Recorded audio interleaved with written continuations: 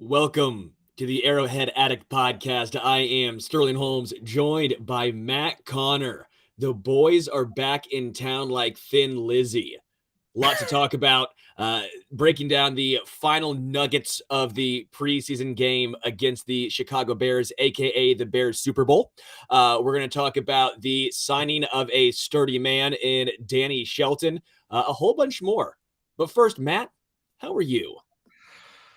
I'm good, man. I'm good. I don't know, got old school R&B on the mind. You and I were talking Belle Biv DeVoe earlier. I was singing Biz Marquee. How are you doing? I'm doing great. And by the way, for those of you, you're very lucky. You're not actually in the pre-show little meeting that we do. It was 90% Matt Conner singing Biz Marquee and Belle Biv DeVoe. It was intriguing. I'll say it there. It was very intriguing. But I'm doing good. I had a golf trip, Ryder Cup down at Lake of the Ozarks. I will give some advice. Going to Shady Gators before you have a 6:30 a.m. tee time, playing 36 holes that day is not good. Shady Gators, is that like a DeMarcus Robinson nickname? I mean, that guy was suspended like 3 times at the University of Florida. I'm pretty sure that was a good joke. That was a good Chiefs related joke. How are you not laughing at that? One of your worst. Oh, baby, you. Yeah, let's get into before we get into Chiefs talk. KC Beer Co., Arrowhead Addict podcast brought to you by KC Beer Company, largest locally owned brewery in Kansas City, the only brewery in KC to focus on German beer styles. Use only 4 ingredients: malt, hops, water, yeast. It is delicious. I'm drinking the Hefeweizen right now. Again, anytime you guys support KC Beer Co., anytime you guys tag us in a tweet, it means the world to us. It means the world to them. It helps keep this partnership going. Anytime I can drink some KC Beer Co. for free, I'm always on board. So thank you guys. Thank you, KC Beer Co. Now let's talk Chiefs. So the Kansas City Chiefs today, as of 2 hours ago, 3 p.m. Arrowhead time, had to be down to 85 players compared to the 90-man roster that they came in with. Remember, all off season long, the Chiefs can carry 90 guys. Everyone's team can carry 90 guys. Here's how this goes in case you're new to the NFL's process. Each team had to cut 5 guys to get down to 85 today. By next Tuesday, which there will be another off-season or preseason game, we get down to 80 by next Tuesday, the 23rd. That's another 5 guys. Then it's crazy. And 27 more guys have to come off the board the 7 days after that. So it goes 5, 5, 27 to get down to the 53-man roster that begins the regular season. So the Chiefs started today, actually started yesterday, cutting a few guys. Now, look, some of these guys, if you say who they are, I think even a lot of Chiefs fans who would say, I'm passionate about the team, are going to end up going, who the hell's that, right? I mean, so they dumped Gary Jennings. Earlier, Sterling and I were talking about this. I said Gary Jennings. He thought we were talking about Greg Jennings, the old Packers guy. I was like, Greg Jennings? Dude's got to be 45. Right. Yeah. They finally cut him after giving him a chance. Hey, look, if we're giving Corey Coleman and Josh Gordon a chance, why not Greg Jennings? I mean, what else is going on there? So Gary Jennings is gone. Devin Gray is gone, who they just signed last week. Omar Bayless is gone. And then Lonnie Johnson, the cornerback, is the biggest name. He's gone. And then they also released some other guy today that I forget his name. I'm sure we can come up with it. It sounds like Coach Krzyzewski. Looking at his last name, it looks like Krzyzewski. There was no chance I was going to try to pronounce that. So let me ask you this, because the one name there that stands out is another reclamation project, from Brett Veach. We see this a lot in the secondary, by the way. DeAndre Baker, former first-round pick. Mike Hughes, former first-round pick last year. This year, Lonnie Johnson seemed to be the guy that we'd trade for and would maybe provide some veteran experience and like a former early round pick to try to give him a change of scenery. Were you surprised by Lonnie Johnson's inclusion in the first round of guys that are mostly comprised of guys that we don't even know anything about? I would say I was surprised at first glance because I thought Lonnie Johnson had a role this season. Spags joked about all the young rookies on the team. He said, I wish it didn't all happen at once. Well, that's now in full effect with Lonnie Johnson being released. This is best case scenario, though, for Lonnie. I think the Chiefs are trying to do right by him because he will probably get picked up by another team. This allows him the greatest opportunity to get a job now instead of waiting. So it makes the most sense for Lonnie. But this also tells me the Chiefs have this much faith in the youth movement going on. They must really like Jalen Watson, right? This must mean that they are fully entrenched with Joshua Williams getting meaningful snaps. I thought the versatility and the experience of Lonnie Johnson was going to shine through at least at times in a backup role. I wasn't expecting Lonnie Johnson to be a starter or get a ton of meaningful snaps, but if someone went down, having someone who's played actual NFL snaps, albeit on a horrible Houston Texans team, still adds some sort of value and professionalism, something that you know. Again, this is a good sign. That's the way I'm taking this. I want to share your optimism. I was a little concerned. I think you're right. Brett Veach is trying to do right by his veterans. He already cut DeAndre Baker several days ago. I mean, he's given these guys really long runways. There's a lot of preseason left for some teams to evaluate guys if they really don't know what they're doing at a particular position. Lonnie Johnson could technically play 2 more games. That's good. That's good. Same with Baker. I am, however, a little concerned in that Lonnie Johnson is no longer on the team, but Devin Key is. Nasir Greer is. I'm not surprised that the draft picks are still around, even like 7th rounders like Jalen Watson, Najee Johnson, whatever. We talk about Joshua Williams and, of course, Trent McDuffie. But I'm a little surprised that they've let all that back-end experience go. It really feels like Snead, Fenton, and then a bunch of kids, like all kids. And I don't know, that feels a little bit risky to me at the sake of doing right by the player. Sure. I mean, does that not worry you at all? No, it does, but the Chiefs, I think, have a reputation around the NFL for the most part as being a top-notch from Clark Hunt down. They do right by the players. They try and help them. They give second chances out to an extent, obviously, but they try and do right by the players. And in return, a lot of times it feels like players want to play for Kansas City. And that all comes with this territory of, sure, you might have to release a guy a game or two before you would like to, but that allows that player to have the best opportunity and you don't burn bridges. I guess I was surprised to an extent because Justin Reed, I'm assuming here, again, probably had some say and some sway in bringing in, obviously, Lonnie Johnson, playing in Houston together, saying, hey, maybe Lonnie Johnson, the numbers don't add up because it was such a dysfunctional organization. But obviously the Chiefs feel differently. I am taking this as a positive. Maybe they bring in a veteran. Again, you and I have talked about all the draft capital Kansas City has. A move at the deadline would not be out of the equation. Maybe a move before the deadline would not be out of the equation. But I do think this means they have that much faith in the youth. And let me remind you, while they can't technically develop a lot of edge guys, they've done a great job developing cornerbacks, whether that's Trevarius Ward, who was undrafted, whether that was Rashad Fenton in the 6th, whether that was L'Jarius Sneed in the 4th.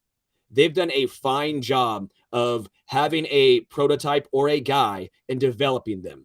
They have a first rounder now in Trent McDuffie, who, all accounts, I'm assuming is going to be tabbed to be starting. He better be. Yeah. I mean, you're going to have to roll with it. Let the kids play. That's what it's going to be. Yeah, I mean, one, if McDuffie can't start, even as a rookie, even in week 1, as a first rounder, if you can't start in this bunch, that's not a good sign. And I don't mean that as shade on Snead and Fenton, but let's be real. Fenton was a little bit of a surprise last year. And Snead had a down year last year after a sensational rookie year. I still think we're going to see more upside from Snead. I'm positive about him. I'm bullish on his potential. But yeah, this is not a deep group, and it's not a group with a high ceiling without McDuffie. And so I think you're right there. He's got to earn a starting spot. Do you think Bashad Breeland, who was released, I saw Bashad Breeland out there tweeting, or not even released, Bashad Breeland saying he wanted a chance to ball. You want the ups and downs of him back? No. No, I don't. But you bring up a point, and like looking at the comments, we have some comments here even that wonder, is Veach going to go? Mr. Swamp says, here's how to interpret the DeAndre Baker release. Is Veach going to go and get another cornerback prior to the deadline? So, the deadline, we're talking a long time. I mean, think of how long it takes to get through that first half of a season. We're looking at November and talking about that now in mid-August. But, would it surprise you to see the Chiefs add a veteran corner before the season starts? It depends on the corner. I think it would have to be a clear upgrade, because Lonnie Johnson to me was I don't want to say clear upgrade, but Lonnie Johnson was, again, a guy who's played professional snaps in a professional game, NFL game, made sense. It made sense. He was a high draft pick. I know the Chiefs love their former high draft picks, Taco Charlton, DeAndre Baker. That seems like their go-to to try and see if they can bring that potential out. If they bring out a veteran, it has to be a clear improvement. That's what I'm saying right now, because I think they have faith in either DiCaprio Bootle, Joshua Williams, Watson, but that has to be what they're going with. They know more than us. They see them every single day, right? Yeah. We see the clips. We go down there. We go to training camp. We can see what they're doing, but they know more than us. They know how comfortable they are, how quick the rookies are picking up the playbook.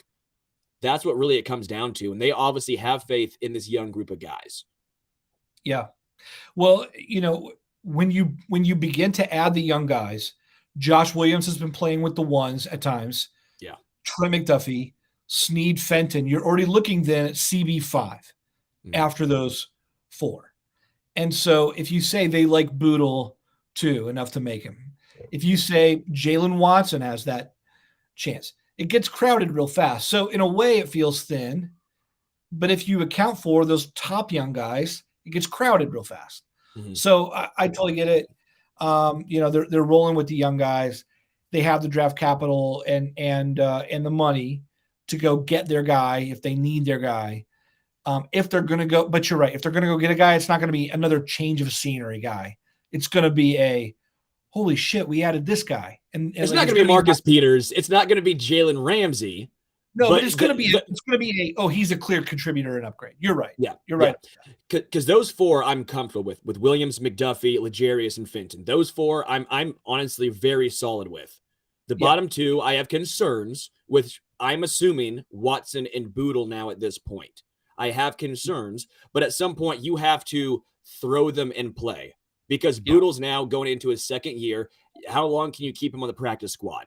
If Watson has shown you anything, well, you're saying he might not get much playing time anyways, but he can learn, and we think his athleticism or whatever he brings is enough to warrant keeping him over Lonnie Johnson. That's what it comes down to, because CB5, CB6 won't be playing a ton anyways, and if they are, it's going to be primarily on special teams. Injuries are a concern, but then again, that's when the trade deadline comes into play. That's when trades happen throughout the season. A veteran who is sitting out there could come in. I'm not completely concerned. Again, Mr. Swamp says this: the defense is going to need a third to a half season to pick up. I'm with you. I think it's going to be a struggle. We've seen veterans struggle for half a season in this Spags defense. It's going to happen. I have expectations of a third to half the season defense is going to have. They're going to take their lumps. I'm expecting that. But as long as they are solid by game 8, game 9, and on playoff time, that's what matters. Yeah, I totally agree with you. One more note on corners. I'm a little I wonder what you think of this. One guy who's still remaining on the Chiefs, Chris Lamons, right? I have to admit, and like I've said a little bit about this on Twitter. I'm just going to go all in here. I don't understand what in the world Chris Lamons is doing on the Kansas City Chiefs roster. I don't get it. The guy has pending assault and battery charges from an offseason incident with Alvin Kamara, outside a nightclub in New Orleans where he allegedly punched and kicked a guy. Um, he's had these charges delayed in terms of the hearing. The Chiefs signed Damon Arnett and then cut him like 2 weeks later in the offseason, and he had all kinds of similar like violent behavior, getting him in legal trouble. Here's Chris Lamont, like the guy doesn't enter the conversation for a primary contributor. Like, we're not talking about Chris Lamons in talent terms of like, oh yeah, we got Snead, Lamons, Fenton. Like, it's not. He's a guy we're not even talking about in terms of talent. So why in the world is he there? You got to believe that they love him on special teams and they're sticking with him through the thick and thin. To me, it's not worth the PR lumps that the Chiefs would take to have him out there on the team, knowing he's got like this whole thing hanging over his head. Look, man, Frank Clark had much more about just having an Uzi in the back seat of his car than Lamons has taken. And Frank's a much higher profile figure. But dude, honestly, if you're the Chiefs, get Lamons the hell off the roster. If you're going to dump a guy who's dumping other guys. It's just silly to me. I'll just say it, whatever. I don't get it at all. I don't know if you have a thought on that or whatever. Maybe I just made it real awkward because now I'm going to be, I don't know. Chris Lamons is going to come to my house and add to his charges. Whatever. I'm over it. That's my final thought on the cornerbacks. Okay, there you go. Final thoughts before we go on to a signing of a human house, of a sturdy man. As far as the wide receivers go, I think it's going to be interesting to see how this plays out when it comes down to the last two spots of Corey Coleman, Josh Gordon, Darius Fountain, Justin Watson, Cornell Powell. If Powell plays more special teams, I think that's a good sign for him. We keep hearing about Dave Tobe and Fountain going to be one of his guys on special teams, and then we don't see him on special teams. That was intriguing. I don't know what Josh Gordon's going to bring. I don't know what this ends up being, but these next two games and who plays the most special teams, to me, is going to be who makes this roster. Yeah, I'm real interested in this. I'm surprised the Chiefs just cut 3 wideouts. And then when you were listing all those guys, I'm like, damn, it's still crowded. I mean, it's still just not super clear what they're going to do. And I think then, like, the Blake Bell injury makes you wonder, like, will they keep 3? Will they keep 4 tight ends? If so, how does that affect the number of wideouts? So there's there's so much mystery about those final spots at wideout and how many they keep and what roles they serve. And you're right. What did Fountain play a single special team snap on Saturday? I believe it was 0. I think you're right. I think there was nothing. So who knows? Yeah. I would say with tight end though, really quickly with Blake Bell, with who knows, with the unusual hip pointer. Yeah. I don't know what to make of it. The guy they got from Oakland, right? Bushman, he could be a guy on the roster until he gets healthy. I think Michael Burton could easily take the blocking snaps from Blake Bell. Maybe you see more Noah Gray early on. But again, Blake Bell's primarily used as a blocking tight end to begin with. I don't think it's anything they can't handle if he's forced to miss a couple games. If it's a full season type situation, not saying it is. That's being drastic, correct? I'm just saying if it's a couple games, I for sure think Burton and Noah Gray, Jody Fortson can handle that couple game spot. Yeah, totally agree. Sterling, let's play a real quick game and then we'll move on.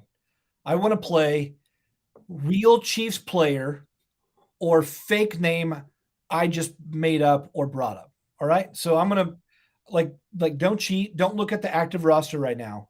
Okay. But if you want a perspective of, well, how many guys do the Chiefs really have left to cut?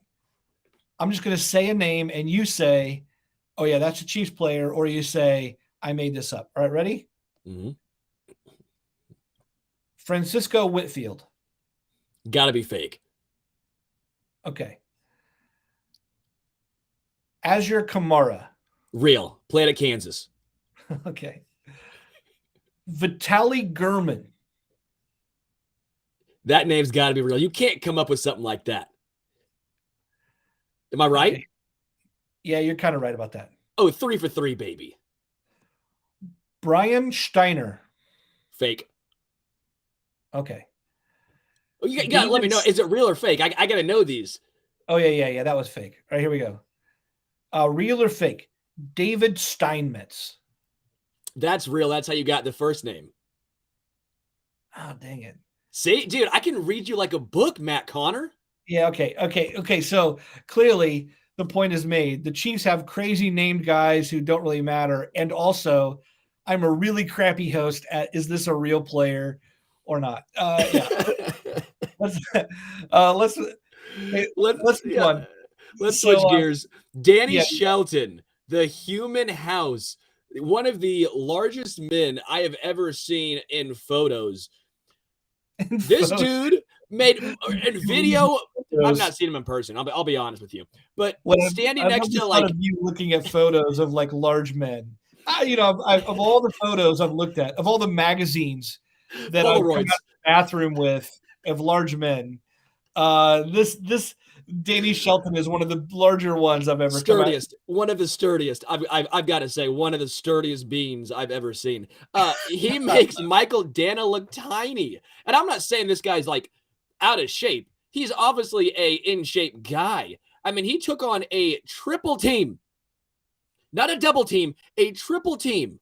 Just blew up that run play. I'm sitting here like, okay, the Chiefs found their backup to Derek Nottie. They want someone who can come in that backup role, don't have to worry about him. They've been trying to find him in Colin Saunders. They've been trying in Turk Wharton. They brought in Taylor Stallworth. I think it's going to be Danny Shelton. He also has a ring, 1-1.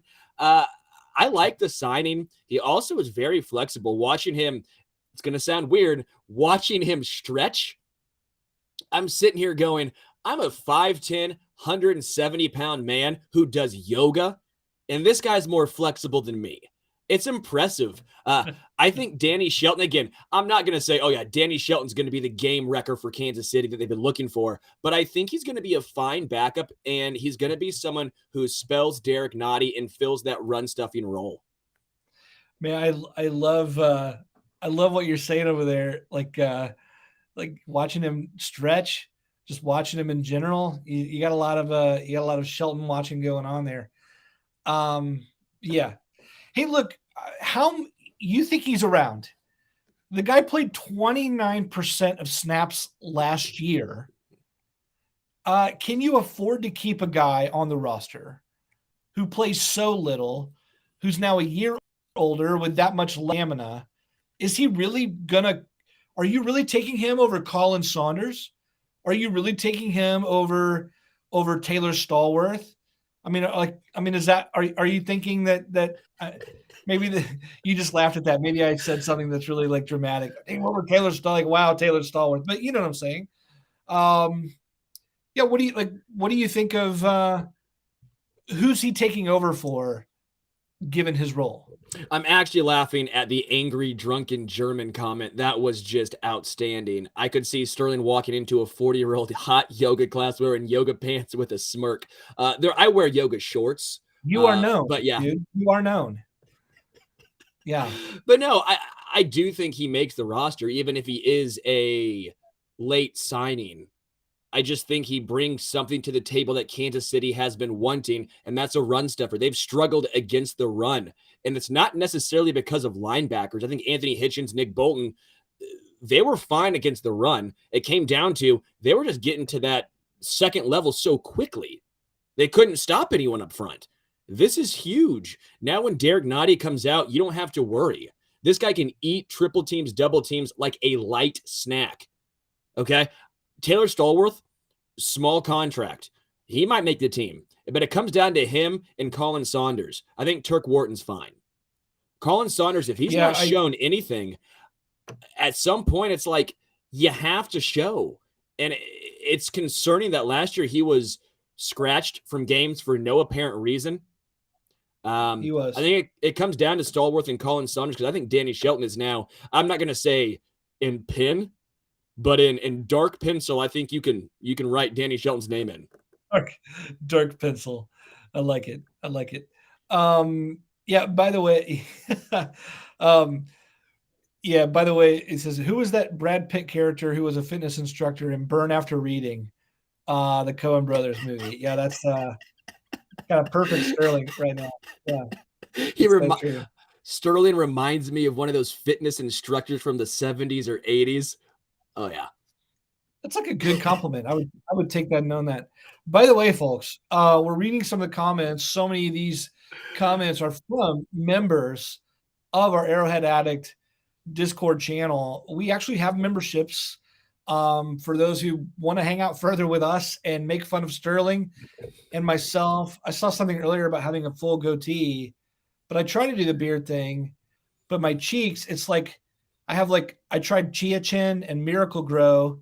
It just doesn't work. So come at me, bro, about my hair. That's fine. Yeah. So yeah, if you want to hang out with, make fun of any of us, make fun of all of us, come join us. All the information on Arrowhead Addict memberships are in the information or description section of however you take this in. Um, I love it. He looks like a Three Musketeer. This is never going to stop. So here we go. Hey, let's move on. I want the Chiefs played their first preseason game, and we've talked about a lot of it already. Like a lot of us have talked it out because it's already Tuesday. But you and I haven't talked about this, and I just wonder if you had any like house cleaning to do, like any remaining thoughts that you feel like haven't been overly talked about, feel like haven't been brought up. Like, is there something from Saturday's game that you're like, hey, people still need to know about this?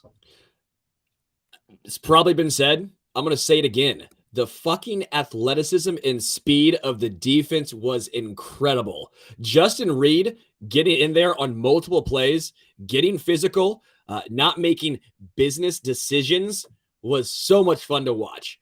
This is what the Chiefs wanted to do. They said it's not that Tyrann Mathieu not a great player. Tyrann Mathieu is still a great player.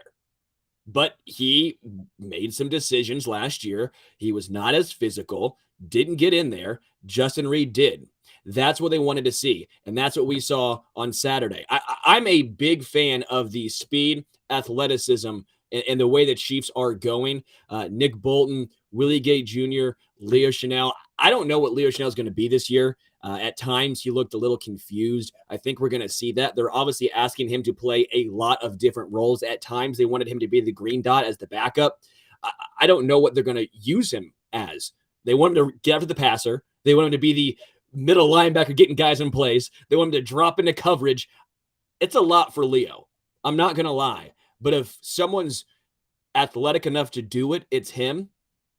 But I like seeing him in preseason games just to see a glimpse of what the future could hold for this linebacking group. Just as a whole, I can't get over the speed and athleticism from this defense. Dude, everyone was talking about George Karlaftis up front, which they should. I mean, that guy looked like an incredible machine. But that entire, for me, the whole front line, I couldn't believe it. I couldn't believe it. Frank Clark looked mean. He had that crazy burst chasing down Justin Fields. Turk Wharton looked really good. Mike Dana has already looked good in the preseason. Chris Jones had that early sack, looked good. This whole defensive line, it's like Joe Cullen was like an angel from God visiting this team in this offseason. He joins the lot, and then suddenly you're like, I know it's early, I know it's preseason, but the entire defensive line looks better. Every single player looks better. I don't know what to make of it. It's like they've all bought in, they've all come together in a way that wasn't there before. It makes me wonder, was Brendan Daly the issue before? Is Joe Cullen really responsible for this? Or is it just sort of magical timing that, hey, Karlaftis looks good and Frank Clark knows this is it, and it all comes together? Who knows? But I couldn't believe the way the whole line looked in terms of improved individuals. It looked legit. Like it looked like a legit defensive line. It didn't look like last year. It didn't look like, oh my gosh, we're getting zero pressure. The Chiefs can't get after anyone. I don't know if it was the Bears because the Bears obviously had their struggles last year. But again, the speed of Frank Clark, they've brought it up in the comments. Colin Saunders, woo! I mean, Saunders looked incredible on Sunday. I mean, again, it's tough when you're going up against the Bears to really see tough measuring stick, right? Yeah. But still, just from what we saw, the Chiefs' defensive line looked much improved. And Frank Clark for losing the weight, for cutting out alcohol, I'm here for it. I'm here for it. Let's move on here to something that I've heard this argued both ways post game. Patrick Mahomes came in, played his series 2, done. We knew that was going to happen, right? Chad Henne comes in, plays his series or 2, like he's starting for another team, and then he's out. And then suddenly we're seeing Shane Buechele, honestly, for me, way earlier than I thought we'd seen Shane Buechele. And then he played for much longer than I thought we'd see him play based on how early he came in. So, I guess my question to you is, how do you interpret those tea leaves about the level of playing time given to those guys? I've heard it argued both ways, that there's meaning in one or the other. I'm just curious how you're taking this sort of backup quarterback battle. Is there a battle? There's a real clear pecking order? What do you make of that? So I want there to be a battle. I want Shane Buechele to have an actual shot of making this team. I don't think there's much to it necessarily. Chad Henne, they know what they have in him. They trust him. They think and they know that we saw it in the playoffs, right? Chad Henne can get it done when called upon. Not going to go out there and sling the ball downfield, but they trust him. Shane Buechele is interesting. He's younger. He's different. I like Shane Buechele as the backup personally. I think the Chiefs are fine going younger at this point. What's the old Peyton Manning quote? If I'm out for the season, we're fucked. Basically was what it was when he was with the Colts. Yeah, Mahomes misses the whole year, that the Chiefs are fucked. Yeah. But if you're only going to play 2 games, can you get by with Chad Henne, with Shane Buechele? I think you can go by with either. The Patriots, for the most part, went younger, and there's always a mystique. If you are behind Mahomes with Andy Reid as the coach, there's going to be mystique. If some team decides, hey, let's take a look at that, I'm okay with it. It worked out for them with Jimmy G. I mean, I'm not saying Shane Buechele would return whatever that draft package was, but it doesn't necessarily matter. I think Andy Reid can make any quarterback at least decent if they are an NFL caliber quarterback. And Sure. Going younger, you don't need to hold Mahomes' hand. That dude's a veteran. You're not carrying 3 quarterbacks. It makes no sense. You're carrying 2. I would go with Shane Buechele, but I believe the Chiefs will keep Chad Henne. Okay. So you're saying what you want and what you think that meant on Sunday or Saturday are 2 different things. Correct. Okay. I think I'm inclined to agree with you. And I would agree with you on both counts. I like the idea of going younger. I'm all for developing someone behind Mahomes. He's veteran enough now. Mentoring days are over. Not that he can't learn, but you just don't need it. That's why you have a quarterback coach. But I will say, I think Chad Henne played fewer snaps because they're saying we don't want either QB1 or 2 to be injured at this point. That's how I interpreted it. Although, again, I get why others are saying, no, they're giving Buechele that much playing time because he could be QB2. I see it that way too. I happen to think that Henne's around for another year. I don't have any real insight or it just feels like that. Andy Reid likes his older backup quarterback. The Nick Foles, the Matt Moore, the Chad Henne. The AJ Feelys. The AJ Feelys. I just, again, it is what it is. If Reid trusts him in those situations, then he trusts him. I just think if you need even a game, the higher upside guy makes sense. But we've not seen Kansas City or especially Andy Reid go with that same thought process. Yeah. Yeah, I think you're absolutely right. There's no drama there with us, even if there's just a little bit of drama with the backups. Chase Daniel, there we go. Chase Daniel made a killing. You know what? Bring him back. I'm for it. Not really. I want to bring up something. Demarcus Robinson was cut today by the Raiders right when we went on this show. No chance he comes back as wide receiver 5.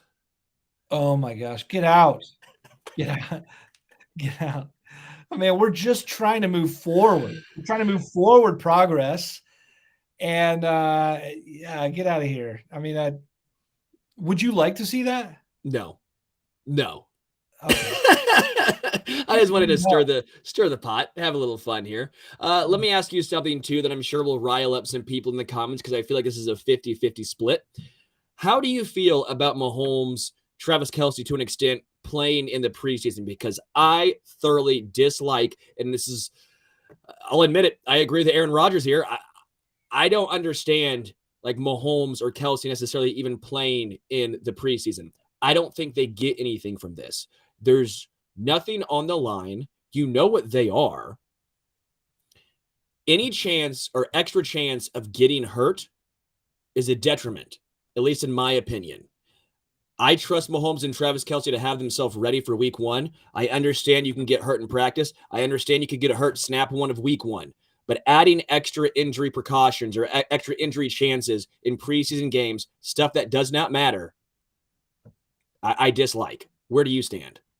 I would separate those. I don't think that Mahomes playing in the preseason is the same thing as Travis Kelce playing in the preseason. Mm.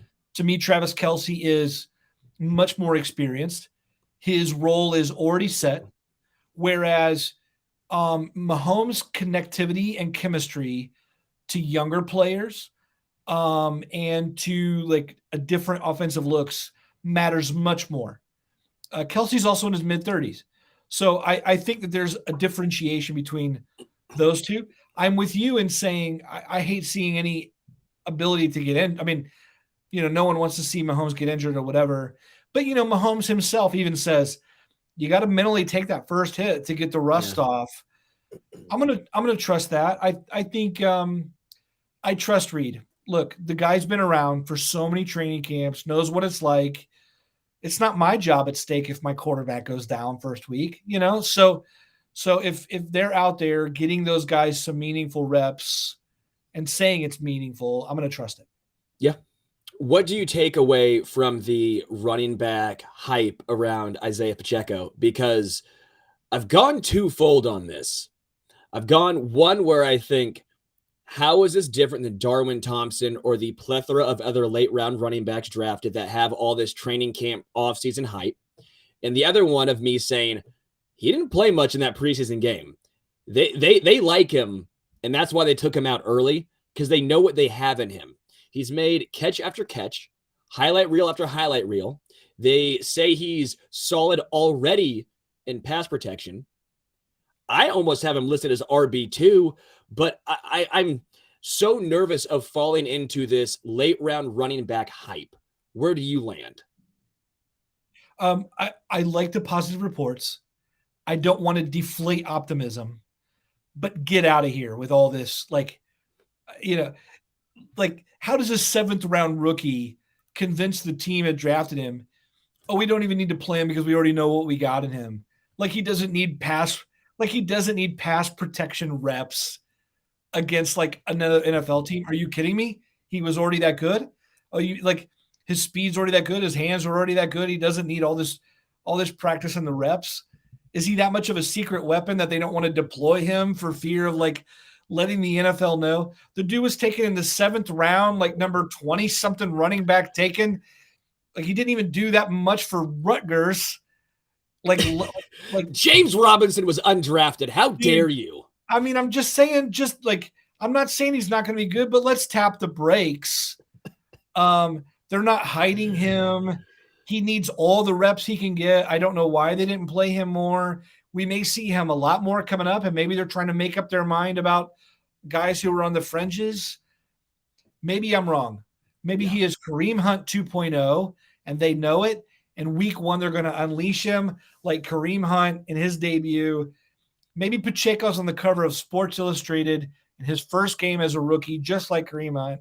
And if so, I will be applauding and happy. But the idea that he is some, super hidden gem who is everything that we wanted Clyde to be, it's like, are you kidding? Are you kidding with all this hype? I like him. Here's what I like, though. Here's what I like. And we talked about this a little bit last week. Rojo, 1-year deal if he makes it. Jet McKinnon, 1-year deal if he makes it. The only guy on the roster moving forward at the position is Clyde. So if Pacheco can be a positive, productive back, I like him being cost-controlled 7th rounder for the next 4 years. If you can take the responsibility of kick returner off of a corner or wide receiver to try to replace Byron Pringle, then I like him already taking care of that too, because you can look for other things at those positions versus like forcing a returner at like wide receiver 5 or 6. So I like what Pacheco is providing the Chiefs. I'm not trying to say I don't like him. But the hype is some people are running with crazy notions. And I do that too from time to time, but I'm not doing it with Pacheco. Yeah, when I heard Kareem Hunt 2.0, or he's better than Hunt, he's Jamal Charles and Hunt combined, I'm just like, calm down. If he was, he would have been drafted way earlier. I'm excited about him. I will be cautiously optimistic about him. I also think that running backs can be drafted in the 7th round or later and have a lot of success in the NFL. Where was Priest Holmes drafted? Right? Where was James Robinson drafted? It doesn't matter where you're drafted. Running back is in my opinion at least, one of the toughest positions to evaluate success in the NFL, because we've seen guys get injured. We've seen first rounders be bust. We've seen undrafted guys be legendary successes. I'm enthused by Pacheco. I still think this is Clyde Edwards-Helaire's chance to be a 3-down back. I think that he is going to garner the most touches by a long shot. I think Jerick McKinnon will be almost entirely a 3rd-down back. Ronald Jones, I think they want to see what he brings. Maybe that's why Pacheco didn't play much, because they want to see what Rojo brings. I think he was a little bit had the deck stacked against him, Ronald Jones, because the offensive line was horrendous for him. He had nowhere to go. That one sack was on him, though. He could have done a lot more in that sack, so it's kind of a two-pronged equation there, and we knew going in, Ronald Jones, the knock against him was pass protection. But I'm pumping the brakes. I think this is Clyde Edwards-Helaire is the clear one, Pacheco and Jerick McKinnon down here, and then Ronald Jones a tier below.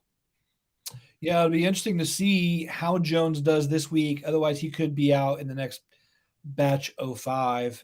I'm surprised that Derek Gore made it this far too. I mean, I thought maybe a running back would be gone in the first batch of 5 roster cuts, and he wasn't. So they're clearly still interested in some of the battle that can happen there. Are you ready, Matt? I'm ready. You must list one. It's our weekly you must list one, whether it's a book, whether it's a TV show / movie, whether it is music. We try to keep it light on here. This is it's different. They do cereal on Thursday. I don't really eat much cereal, so Matt and I decided to do books, music, and TV. And Richard, I don't really eat cereal. Richard, swing in here. What's up, guys? Richard's our producer, folks. If you're just new and checking out the show, he's the puppet master behind like our marionette selves, our mustachioed marionette selves. Yeah, let's talk must list this week. Richard, what do you got? What's on your must list? My must list for this week. All right, I finally got around to seeing this. It's Prey, that new Predator prequel film. I've heard you could find on. It's pretty fun, actually. I was a little hesitant, but it's great. It's like it's an early 17th century tale of a young Comanche woman who decides to prove that she can hunt an animal that is actively hunting her back. And of course, a predator shows up right there in her surrounding woods. And yeah, it's pretty gnarly. I loved it. Some good practical effects on the predator. Has like those cool mandibles that move. No CGI there. I love that. So check out Prey if you want a good like slick action movie. Yeah, I'm always up for that. Have you seen that, Sterling? No, dude, that is not down my alley at all. I watch sports, music documentaries, and Archer, and it's always Sunny. Basically, that's what you get from me. I'm not a TV. I'm definitely not a movie guy. Big Lebowski's great. Dude, you told me that you saw Downton Abbey 3 times. Are you lying to the public right now? It was 4, but besides that, you're lying to the public right now. Let it be known. Sterling, what's on your must list this week? Dressed to Kill by Kiss. This is my favorite Kiss album. I listened to the CD, I don't know, 75,000 times, probably a hyperbole, as a kid on a boombox. It was awesome. What is a boombox? Yeah, what is that? Yeah, where you put a CD in the top. They also have a cassette player in it. It's this big old thing. You could put it outside, put it on your shoulder. Do you think you could take that outside of a girl's house and like play a song? You could probably hold it up above your head and play some cheesy 1980s song. Probably like a song by, I don't know if it's Naked Eyes or not, but it feels like that would be something they would play. Dressed to Kill by Kiss, though. I love it. Ladies in Waiting, 2-timer, rock and roll, all night, party every day, obviously. Rock Bottom. It was just it was great. Also, probably songs you shouldn't listen to as a kid were on there. 2-timer, Ladies in Waiting, Room Service. Probably not songs for a 9-year-old, but they were great. Yeah, that was those are, even the titles themselves give away the, like, those are obvious Kiss songs. What about you, Matt? What do you got? So my must list this week, the 80s show Alf. I found this crazy streaming, like our smart TV has this app, and it has an Alf channel. If you click it, it's just a channel that plays old Alf episodes like every 30 minutes, which I don't know if you guys remember this. Like I'm old, so we used to watch Alf. Do you guys remember the show Alf? No, dude. Richard. I think it was past my time. I think I was barely conscious of my surroundings when Richard, Alf was how old are you? I'm 34. I'm 28, so we don't know Alf. I apologize. And yes, I know Alf. Pacheco is overrated like the Eagles. That was a top tier comment. Thank you, Lucas. Yeah. No, keep talking about Alf. No. Yeah, please. Yeah, Alf. I'm not going to talk about Alf anymore. I just recommend Alf. It's great if you've never seen it. It was a dumb show, but I just love it. Yeah. Anyway, so that's my recommendation for the week. There's a 24/7 Alf channel, an 80s comedy about a family who has a cat-eating alien living with them. There you go. Take us out of here. I'm not doing it now since you haven't ever seen Alf. This was the Arrowhead Addict podcast. I apologize that Richard and I have not watched Alf. Matt Conner, #1 Alf fan in the entire world. He actually was in a poll at trivia contest and actually came in first. So congratulations to Matt Conner. He also said, did you say that if we get, I don't know, Richard, if we get 200 likes, will Matt Conner only have a goatee for next episode? That, or he can dress up like Alf for the next episode. Or dress up like Alf. Your choice, Yeah. Matt. I say we go with that one. So 200 likes, and Matt Conner will do something of those two choices. For Matt Conner, for Richard, I am Sterling Holmes. We'll have the Arrowhead Addict podcast on Thursday. Verderam, Patrick Allen, we are out.